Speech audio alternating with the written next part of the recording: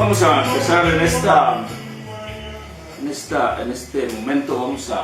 Vamos a empezar con el mensaje de hoy, que se titula Solo hay un evangelio. Porque ciertamente a veces pensamos que las cosas que escuchamos, los distintos mensajes que oímos, pensamos que forman parte del evangelio. Pero hoy vamos a dejar en claro por qué nada más hay un evangelio. Y para esto vamos a empezar con una lectura que está en Gálatas 1, 6 al 8. Vamos a escuchar. Estoy maravillado de que tan pronto os hayáis alejado del que os llamó por la gracia de Cristo para seguir un evangelio diferente. No que haya otro, sino que hay algunos que os perturban y quieren pervertir el evangelio de Cristo. Mas si aún nosotros o un ángel del cielo os anunciare otro evangelio diferente del que os hemos anunciado, sea anatema. Muy bien. Aquí Pablo está teniendo una dificultad muy grave, porque el pueblo de los Gálatas, o la iglesia de los Gálatas, estaba haciendo cambiar su mentalidad, o estaban tratando de añadirle algo al evangelio que ya les había enseñado. Y escuchamos claramente que dice, no es que haya otro evangelio. El evangelio que existe, el evangelio que yo recibí de nuestro Señor Jesucristo, por revelación, no por ningún hombre, yo se los hice saber tal y como el Señor me lo reveló a mí. Sin embargo, sabemos que por ahí los judíos querían añadirle algo. Querían que se guardara la ley de Moisés, decían ellos, para que puedan ser salvos los gentiles. Es decir, todos los que no eran judíos, que no eran del pueblo de Israel. Y Pablo les dice claramente, si eso el Señor me lo hubiera revelado, yo se los hubiera dicho. Pero aún así, el evangelio que yo les confié, que yo les comenté, que yo les compartí, es el evangelio que nuestro Señor Jesucristo me reveló. Y no hay más. Por tanto, el evangelio está completo. No se le puede añadir más, porque no le falta nada. No se le puede quitar nada, porque no le sobra nada. Por esta razón, ya desde esos tiempos, desde esos primeros días ya de las iglesias, ya trataba de modificarse el evangelio. Y siempre lo ha habido a lo largo de la historia de las personas y de la iglesia. Pero primero tenemos que saber qué es el evangelio. Y yo estoy seguro que si preguntamos qué es el evangelio, todos vamos a contestar lo mismo, porque todos aprendimos lo mismo. El evangelio es una buena nueva. Eso es lo que nos enseñaron. Y ciertamente sí. Pero no es todo.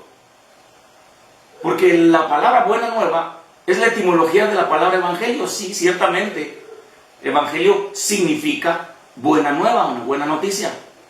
Pero no es una definición como tal. Esa definición la vamos a encontrar nosotros allí en Romanos 1:16 y vamos a escuchar lo que dice. Porque no me avergüenzo del evangelio, porque es poder de Dios para salvación a todo aquel que cree, al judío primeramente y también al griego. Espero que hayamos escuchado claramente y podamos leer de nuevo allí en nuestra Biblia lo que dice claramente Pablo acerca del evangelio. Ciertamente el evangelio, la palabra significa buena nueva, pero su definición clara, correcta y más amplia es que el evangelio es poder de Dios. No es un discurso nada más político, no es un discurso para una oratoria, no es un discurso nada más para que se escuche bonito y se convenza a las personas. Dice claramente el apóstol Pablo que el evangelio es poder de Dios. Y ya desde ahí, cuando él está aseverando eso, está afirmando eso, nos debemos de dar cuenta que el evangelio no es cualquier discurso, no es cualquier palabra. No es palabra nacida de algún filósofo. Es palabra que sale de la boca de Dios. Y cuando sabemos que la palabra sale de la boca de Dios, es una palabra creadora. Por tanto, el evangelio es una palabra creadora. Comparado con la palabra que Dios decía en el principio del Génesis, cuando dice, y dijo Dios, sea la luz, y fue la luz. Y dijo Dios, sepárense las aguas de arriba de las aguas de abajo, y se separaron, porque su palabra es con autoridad, y se cumple la palabra que Él dice. Cuando Él dijo, haya lumbreras en el cielo para alumbrar la tierra, y si llegaron a existir. Produzcan las aguas seres vivientes, y produjeron las aguas seres vivientes. Por tanto, es comparable esa palabra de Dios, que sale de la boca de Dios, porque el evangelio salió de la boca de Dios. Es una palabra que tiene poder. ¿Poder de qué? Primeramente, tiene poder para transformar, poder para discernir los pensamientos, poder para atravesar el alma y el espíritu. Dice claramente que la palabra de Dios es como espada de dos filos. Atraviesa el alma y atraviesa el espíritu. Transforma a las personas.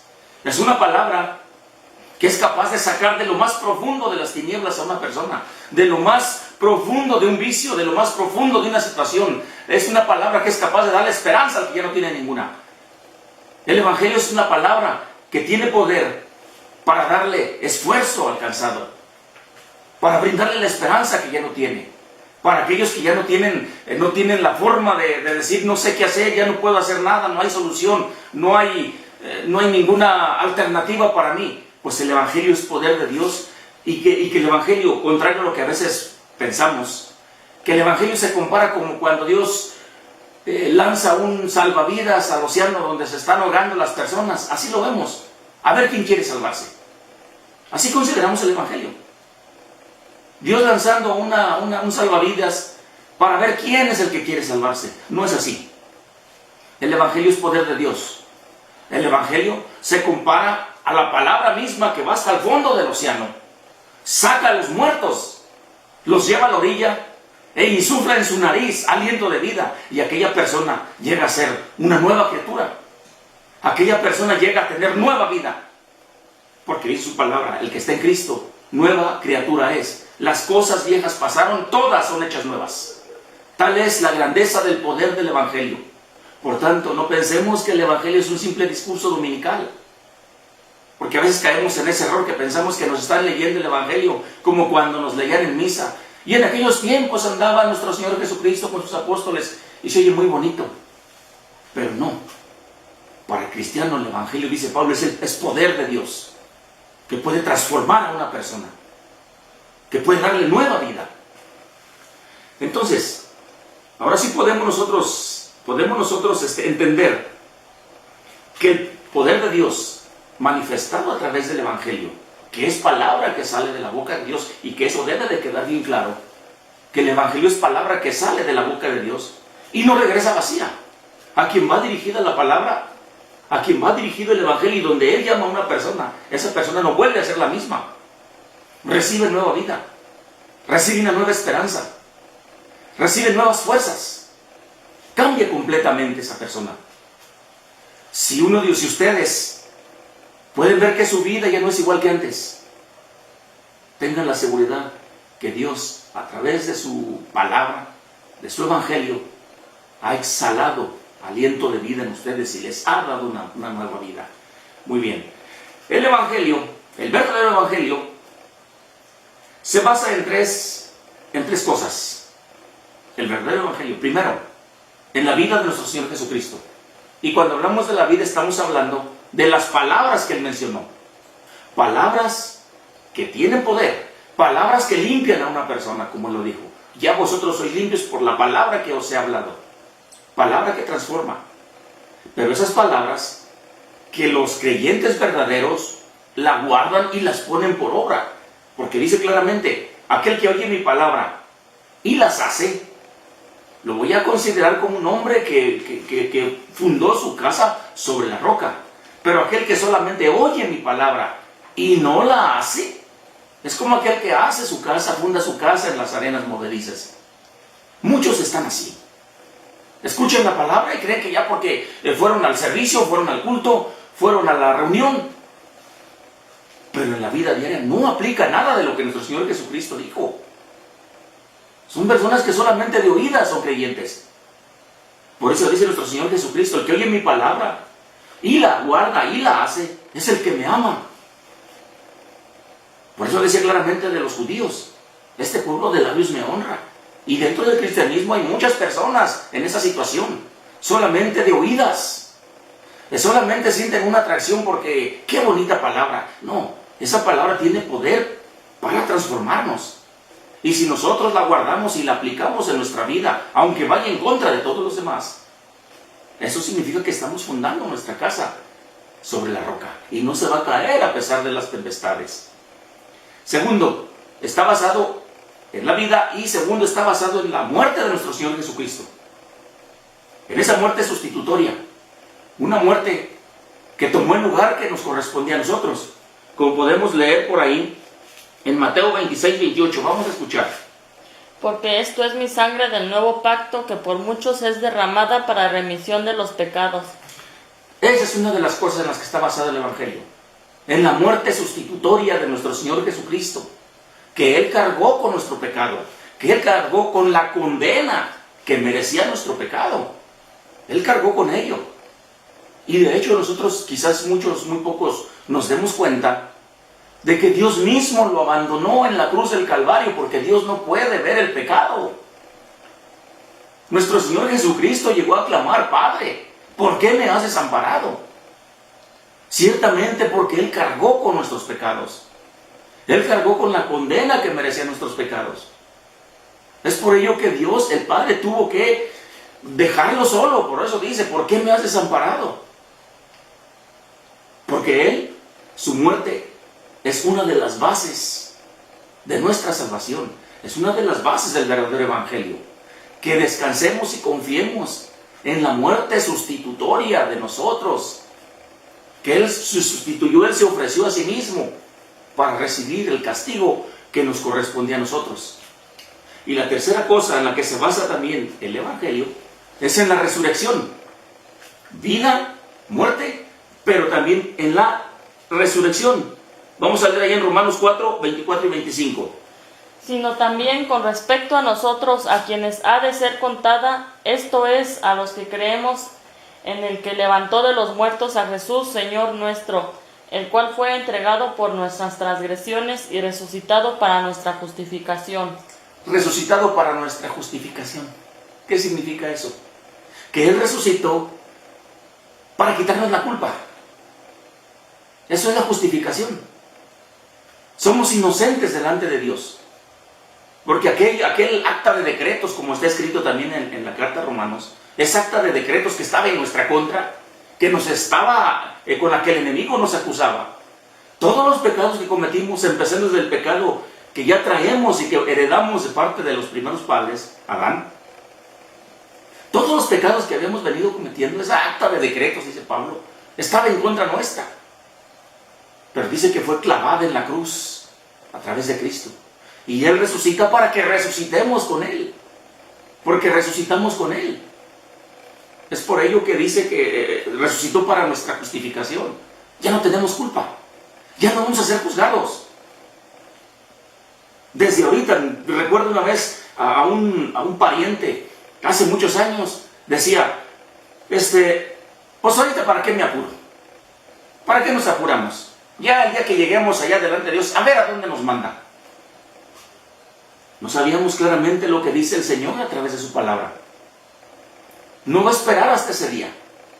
Porque dice claramente que el que oye mi palabra, el que no la oye, ya ha sido condenado. Es por ello la importancia de la muerte de nuestro Señor Jesucristo. Y debemos entender y quedar bien claro lo que dice esa palabra y que expresa a través del Evangelio. La vida, la muerte y la resurrección de nuestro Señor Jesucristo. Por tanto, vamos a ver allí en Hechos, el libro de los Hechos 4:12, para que quede establecido. Y en ningún otro hay salvación, porque no hay otro nombre bajo el cielo dado a los hombres en que podamos ser salvos. No hay otro. Porque Él fue el que pagó por nosotros. No hay otro nombre.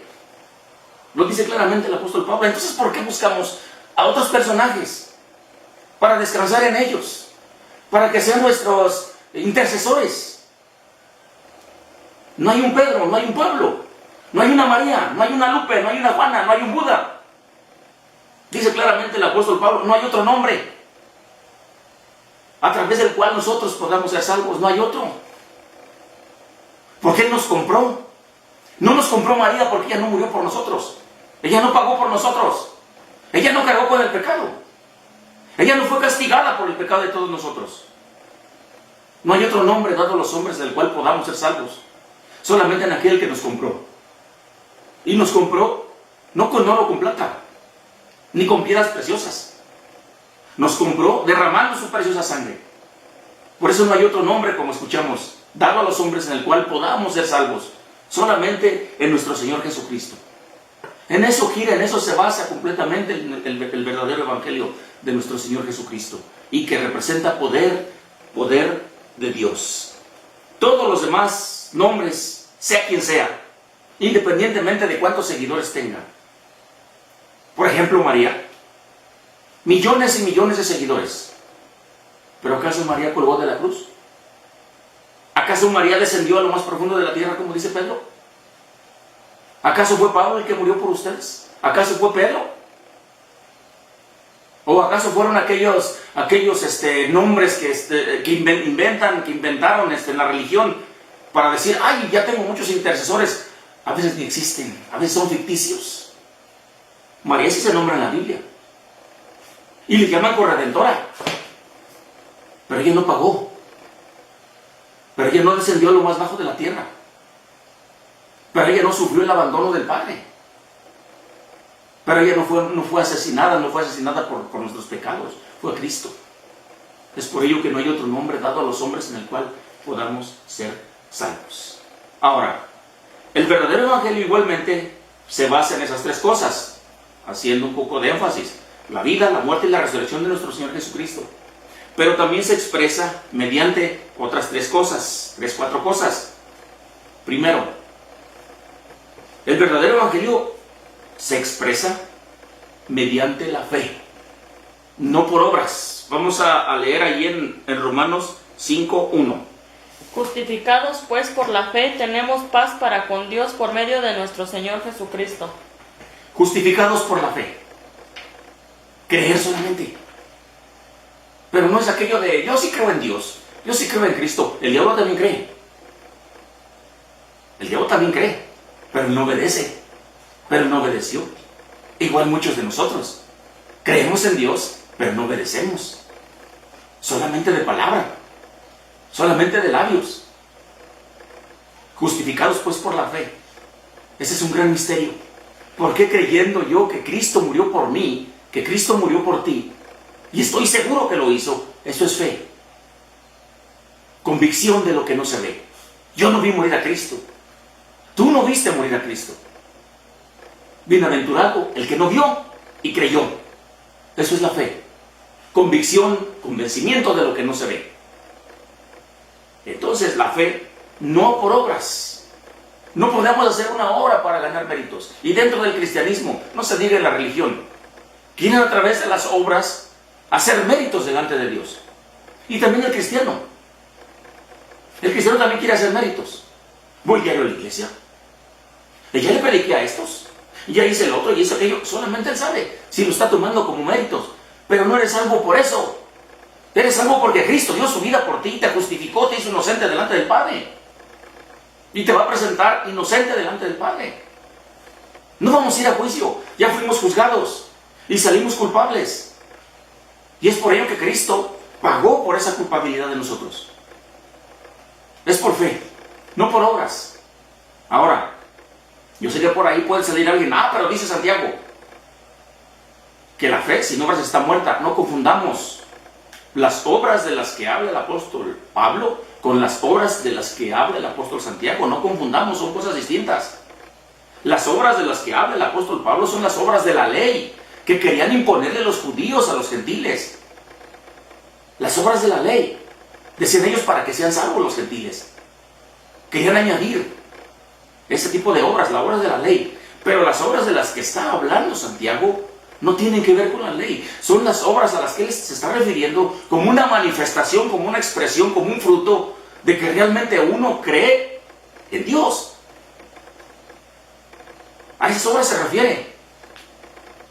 A una consecuencia de una nueva vida. Porque él dice, ¿cómo pues es posible que me digas que no tienes fe, pero sigues igual de borracho que antes? ¿Dónde está tu fe? ¿Dónde está tu fe? Sigues igual de fumador, sigues igual de maldiciendo. ¿Dónde están las obras? Tu fe es muerta. A esas obras se refiere. Es por gracia. Cuando decimos que es por gracia, para mí la definición es un gesto de compasión hacia criaturas que no les sirven para nada y que no servimos para nada. El evangelio se refleja por gracia. Nació de Dios el querer salvar, no de los hombres. por gracia. E igualmente, las Escrituras las tiene como una autoridad. Su palabra es la autoridad última, no libros. Las Sagradas Escrituras es la última autoridad. Y todo es para la gloria de Dios. Así se expresa el Evangelio de Dios. Por fe, por gracia, para la gloria de Dios. Y terminamos con esto. Juan 8:47. El que es de Dios, las palabras de Dios oye, por esto no las oís vosotros, porque no sois de Dios. Termino con esto. El que es de Dios, las palabras de Dios oye. Si oyes la palabra de Dios, te deleitas en ella y tratas de hacer lo que dice el Señor Jesucristo, es de Dios. Porque el que es de Dios, la palabra de Dios oye. Con eso termino. Dios les guarde y que la paz de nuestro Señor esté con todos ustedes. Dios les bendiga.